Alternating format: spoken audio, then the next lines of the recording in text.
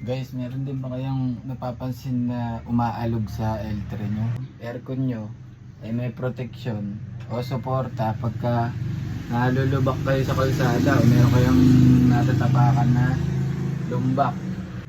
Asa 70 lang ata yan. Kaya pala itong aircon na to, natatanggal yung mga control. Yan pala ang cause. Pag nakakaldag tayo, kumakalog to. Bilan nyo na rin yung mga service nyo dyan, boss, para maingatan yung aircon natin sa loob. Simple lang yung pagkabit nya, no? Stretchable kasi yan, oh. Yung kabila, ayun. Ilahin natin yan ng dito para in-adjust ko na yan para mahigpit siya. Oh. Ilahin mo lang gano'n, oh.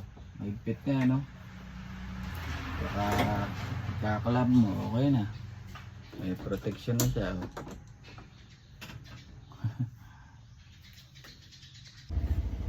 Yun lang guys, pagka meron tayong mga konting bagay na ma-share para maingatan yung L3 na. Ride safe and bye.